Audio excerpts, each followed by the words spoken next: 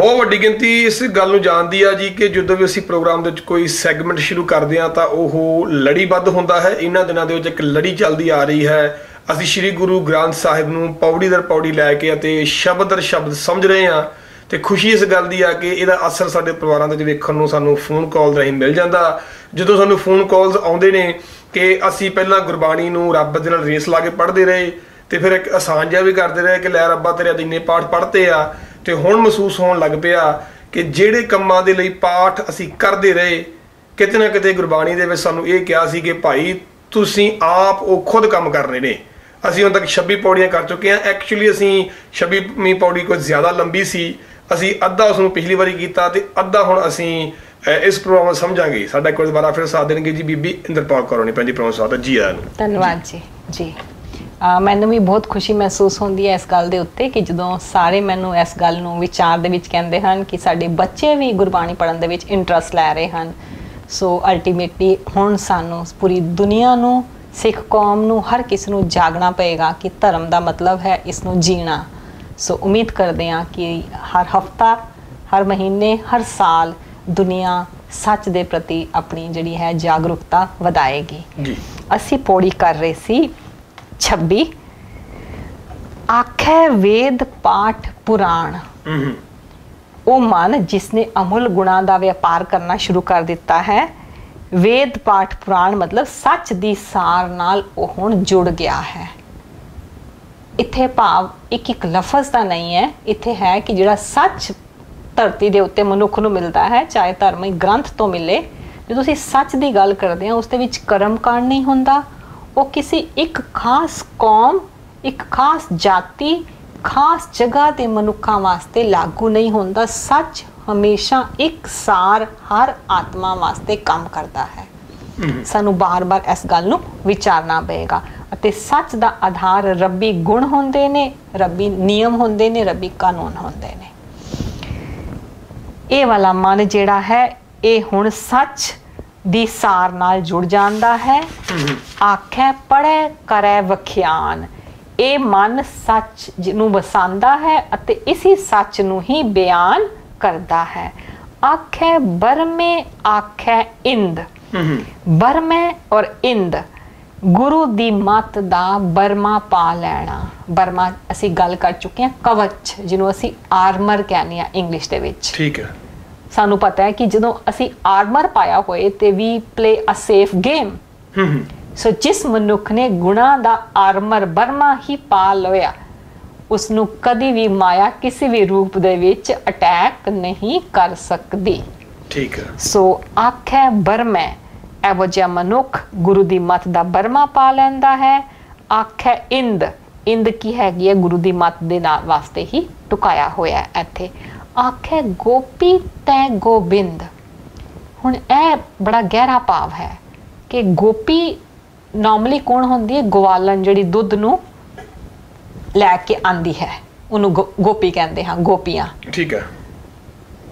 ਗੋਪੀ ਦੁੱਧ, ਦੁੱਧ ਗੁਰਬਾਣੀ ਵਿੱਚ ਕੀ ਹੈਗੀ ਹੈ? ਵਿਵੇਕਤਾ, ਗੁਰੂ ਦੀ ਮੱਤ। ਹੁਣ ਇਹ ਸਮਝਣ ਵਾਲੀ ਗੱਲ ਹੈ ਗੋਪੀ ਕੀ ਹੋਈ? ਇਸ ਮੱਤ ਨੂੰ, ਇਸ ਵਿਜ਼ਡਮ ਨੂੰ ਸਾਡਾ ਰੋਮ ਰੋਮ, ਸਾਡਾ ਇੱਕ ਨਿਊਰੋਨ ਜਿਹੜਾ ਸੈੱਲ ਹੈ ਨਾ, ਇਸ ਨੂੰ ਪਾਸ ਕਰਨ ਵਾਸਤੇ ਜੁੜ ਜਾਂਦਾ ਹੈ। ਇਹ ਕਹਿੰਦੇ ਨੇ ਆਖੇ ਗੋਪੀ। ਅੱਛਾ। ਗੋਪੀ ਕੀ ਹੈ? ਗਵਾਲਨ। ਗਵਾਲਨ ਦਾ ਕੰਮ ਕੀ ਹੈ? ਦੁੱਧ ਵਰਤਾਉਣਾ। ਠੀਕ ਹੈ। ਦੁੱਧ ਵਰਤਾਉਣਾ। ਸੋ ਗੁਰਬਾਣੀ ਵਿੱਚ ਦੁੱਧ ਕੀ ਹੈ? दूध पियो गोबिंदे राय। गुरु दी मत, विजडम, विवेकता। हुण इस विवेकता वास्ते साडे शरीर दे विच जेकर एक सुरता पहले ना होवे, असी बारों बोलीए, अंदरों सानू पता ही नहीं असी की कह रहे हैं, असी मूँह तो ते बोल रहे हैं पर अखां साडियां कुछ होर देख रही ने। असी मूँह तो तां बोल रहे हैं पर कान पिछे सुन कुछ होर रहे ने। सो ये सारे विच अपने आप दे विच इनू आखना नहीं कहते, गुरबाणी विच इसनू गाना नहीं कहते। सानू पता है साडी बिरती कित्थे टिकी हुई है।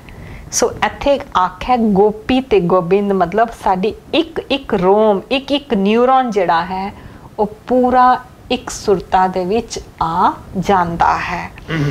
आख्या ईसर आख्या सिद्ध ਮਨ ਜੋ ਹੈ, ਦੇਖੋ ਅਸੀਂ ਗਿਆਨ ਲੈ ਰਹੇ ਹਾਂ, ਇਸ ਸਾਰੇ ਗਿਆਨ ਦੇ ਵਿੱਚ ਪਿੱਛੇ ਕੀ ਹੈ? ਇੱਕ ਵਿਵੇਕਤਾ, ਇੱਕ ਵਿਵੇਕ ਬੁੱਧੀ। ਵਿਵੇਕ ਬੁੱਧੀ ਕੀ ਹੁੰਦੀ ਹੈ? ਜਿਵੇਂ ਤੁਸੀਂ ਜੋਹਰੀ ਦੇ ਹੱਥ ਦੇ ਵਿੱਚ ਤੁਸੀਂ ਦਿਓ ਹੀਰਾ, ਡਾਇਮੰਡ, ਉਹ ਦੇਖਦਿਆਂ ਹੀ ਉਸ ਦੇ ਬਾਰੇ ਬਿਆਨ ਕਰ ਦਿੰਦਾ ਹੈ। ਵਿਵੇਕਤਾ ਕੀ ਹੈ? ਤੁਹਾਨੂੰ ਇਮੀਡੀਏਟਲੀ ਸਿਚੁਏਸ਼ਨ ਦੇਖ ਕੇ ਉਸ ਨੂੰ ਹੈਂਡਲ ਕਰਨਾ ਆ ਜਾਵੇ, ਉਸ ਨੂੰ ਹੈਂਡਲ ਕਰਨਾ ਆ ਜਾਵੇ। ਤੁਸੀਂ ਮੇਰੇ ਨਾਲ ਕਿਵੇਂ ਵਰਤਾਵਾ ਕਰ ਰਹੇ ਹੋ, ਇਹ ਮੇਰੀ ਵਿਵੇਕ ਬੁੱਧੀ ਦੇ ਨਾਲ ਮੈਂ ਸਮਝ ਸਕਦੀ ਹਾਂ ਕਿ ਤੁਹਾਨੂੰ ਠਿੱਠ ਕਰੇ ਬਿਨਾ ਮੈਂ ਕਿਵੇਂ ਜੀਵਨ ਦੇ ਵਿੱਚ ਤੁਹਾਨੂੰ ਸਮਝਾ ਦਿਆਂ। ਵਿਵੇਕਤਾ ਇਸ ਤਰ੍ਹਾਂ ਹੈ ਜਿਸ ਤਰ੍ਹਾਂ ਬੱਚੇ ਨੂੰ ਇੱਕ ਵਾਰੀ ਫਾਰਮੂਲਾ ਸਿਖਾ ਦਿਓ, ਉਹ ਲਗਾ ਕੇ ਮੈਥ ਦੀਆਂ ਪੂਰੀਆਂ ਕਿਤਾਬਾਂ ਨੂੰ ਸੋਲਵ ਕਰ ਲੈਂਦਾ ਹੈ। ਠੀਕ ਹੈ। ਸੋ ਗੁਰੂ ਦੀ ਵਿਵੇਕਤਾ ਹੈ, ਸੋ ਵਿਜ਼ਡਮ ਜਿਹਨੂੰ ਕਹਿੰਦੇ ਜੀ, ਇਹਨੂੰ ਵਿਜ਼ਡਮ ਕਹਿੰਦੇ ਆ। ਆਖੇ ਈਸਰ, ਆਖੇ ਸਿੱਧ, ਆਖੇ ਕੀਤੇ ਕੀਤੇ ਬੁੱਧ। ਇਸ ਤਰ੍ਹਾਂ ਮਨ ਜਿਹੜਾ ਹੈ ਬੁੱਧੀ ਨੂੰ ਪੂਰੀ ਤਰ੍ਹਾਂ ਜਗਾ ਲੈਂਦਾ ਹੈ। ਆਖੇ ਦਾਨਵ, ਆਖੇ ਦੇਵ। ਦਾਨਵ ਹੁੰਦੇ ਨੇ ਮਾੜੀਆਂ ਸੋਚਾਂ, ਦੇਵ ਨੇ ਚੰਗੀਆਂ ਸੋਚਾਂ। ਮਨ ਜਿਹੜਾ ਹੈ ਹਰ ਮਾੜੀ ਸੋਚ ਨੂੰ ਚੰਗੀ ਸੋਚ ਵਿੱਚ ਪਰਿਵਰਤਨ ਕਰ ਲੈਂਦਾ ਹੈ। ਆਖੇ ਸੁਰ ਨਰ ਮੁੰਜਨ ਸੇ, ਮਤਲਬ ਮਨ ਜਿਹੜੀਆਂ ਚੰਗੀਆਂ ਉੱਚੀਆਂ ਵਿਚਾਰਾਂ ਦਾ ਧਾਰਨੀ ਹੋ ਜਾਂਦਾ ਹੈ। ਕੀਤੇ ਆਖੇ ਆਖਣ ਪਾਏ, ਹਰ ਉੱਚੀ ਸੋਚ ਨੂੰ ਆਪਣੇ ਅੰਦਰ ਸਮਾ ਲੈਂਦਾ ਹੈ। ਕੀਤੇ ਕਹਿ ਕੇ ਉੱਠ ਉੱਠ ਜਾਏ, ਮਾੜੀਆਂ ਸੋਚਾਂ ਕਿਵੇਂ ਉਹ ਖਤਮ ਕਰਦਾ ਜਾਂਦਾ ਹੈ। ਇਤੇ ਕੀਤੇ ਹੋਰ ਕਰੇ ਤਾਂ ਆਖ ਨਾ ਸਕੈ ਕਈ, ਕਿ ਮਨ ਦੇ ਵਿੱਚ ਇਹ ਵਿਚਾਰਾਂ ਦਾ ਸਿਲਸਿਲਾ ਦਿਨ ਪ੍ਰਤੀ ਦਿਨ ਚੱਲਦਾ ਹੀ ਰਹਿੰਦਾ ਹੈ। ਉੱਚੀ ਤੋਂ ਉੱਚੀ ਸੋਚ ਦਾ ਧਾਰਨੀ ਹੁੰਦਾ ਜਾਂਦਾ ਹੈ। ਅੱਗੇ ਕਹਿੰਦੇ ਨੇ ਜੇ ਵੱਡ ਪਾ, ਇਤੇ ਕੀਤੇ ਹੋਰ ਕਰੇ ਤਾਂ ਆਖ ਨਾ ਸਕਾਂ ਕਈ, ਕਿ ਜੇ ਵੱਡ ਭਾਵੈ ਤੇ ਵੱਡ ਹੋਏ। ਜਿੱਦਾਂ ਦੀ ਸੋਚ ਉਦਾਂ ਦਾ ਆਕਾਰ ਬਣ ਜਾਂਦਾ ਹੈ। ਜੇ ਵੱਡ ਭਾਵੈ, ਜਿਵੇਂ ਦੀ ਮੈਨੂੰ ਸੋਚ ਪਾਈ ਉਂਝੇ ਮੇਰੇ ਮਨ ਦਾ ਆਕਾਰ ਹੋ ਗਿਆ। ਠੀਕ ਹੈ। ਜੇ ਮੈਨੂੰ ਸਬਰ ਸੰਤੋਖ ਪਾਉਂਦਾ ਹੀ ਨਹੀਂ ਤੇ ਮੇਰੇ ਮਨ ਦਾ ਕਦੀ ਵੀ ਸਬਰ ਦਾ ਧਾਰਨੀ ਨਹੀਂ ਬਣ ਸਕਦਾ। ਨਾਨਕ ਜਾਣੈ ਸੱਚਾ ਸੋਏ। ਇਸ ਤਰ੍ਹਾਂ ਮਨ ਜਿਹੜਾ ਹੈ ਸੱਚੇ ਨੂੰ ਚੰਗੀ ਤਰ੍ਹਾਂ ਜਾਣ ਲੈਂਦਾ ਹੈ। ਜੇ ਕੋ ਆਖੇ ਬੋਲ ਵਿਗਾੜ ਤਾਂ ਲਿਖੀਏ ਸਿਰ ਗਾਵਾਰਾ ਗਾਵਾਰ। ਜੇ ਕੋ ਆਖੇ ਬੋਲ ਵਿਗਾੜ ਦਾ ਮਤਲਬ ਜੇ ਕੋਈ ਅਗਿਆਨਤਾ ਦੇ ਦਾਇਰੇ ਵਿੱਚ ਰਹਿ ਕੇ ਸੋਚੇ ਕਿ ਮੈਂ ਇਹ ਉੱਚੀ ਅਵਸਥਾ ਹਾਸਲ ਕਰ ਲਾਂਗਾ, ਤੇ ਗੁਰੂ ਪਾਤਸ਼ਾਹ ਜੀ ਕਹਿੰਦੇ ਨੇ ਇਹ ਮੂਰਖ ਹੈ, ਗਵਾਰ ਹੈ। ਜੇ ਉੱਚੀ ਅਵਸਥਾ ਪ੍ਰਾਪਤ ਕਰਨੀ ਹੈ, ਜੇ ਰੋਮ ਰੋਮ ਇੰਦਰਾ ਜੇ ਤੇਰਾ ਇੱਕ ਸੁਰਤਾ ਵਿੱਚ ਪਰੋ ਜਾਏ ਤੇ ਤੈਨੂੰ ਗਿਆਨ ਦੀ ਰੋਸ਼ਨੀ ਹੇਠਾਂ ਭਰਮ ਭੁਲੇਖੇ ਆਪਣੇ ਖਤਮ ਕਰਨੇ ਪੈਣਗੇ।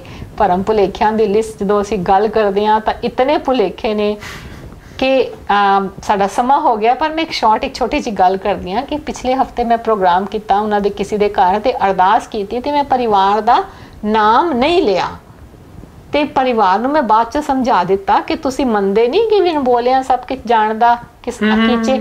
ਉਹ ਕਹਿੰਦੇ ਨੇ ਥੈਂਕ ਯੂ ਸੋ ਮਚ ਕਿ ਤੁਸੀਂ ਸਾਨੂੰ ਇਸ ਬੰਧਨ ਤੋਂ ਤੋੜਿਆ, ਇਸ ਭਰਮ ਤੋਂ ਤੋੜਿਆ। ਸੋ ਭਰਮਾਂ ਦੀ ਲਿਸਟ ਦੀ ਗੱਲ ਕਰ ਰਹੇ ਹਾਂ ਨਾ। ਸੋ ਇਹ ਜਦ ਤੱਕ ਸਾਡੀਆਂ ਪਿਆਜ਼ ਦੀਆਂ ਛਿਲਕਾਂ ਉਤਰਨਗੀਆਂ ਨਹੀਂ ਤਦ ਤੱਕ ਸਾਨੂੰ ਵਿੱਚੋਂ ਸੱਚ ਨਿਕਲੇਗਾ ਨਹੀਂ। ਠੀਕ ਹੈ ਜੀ।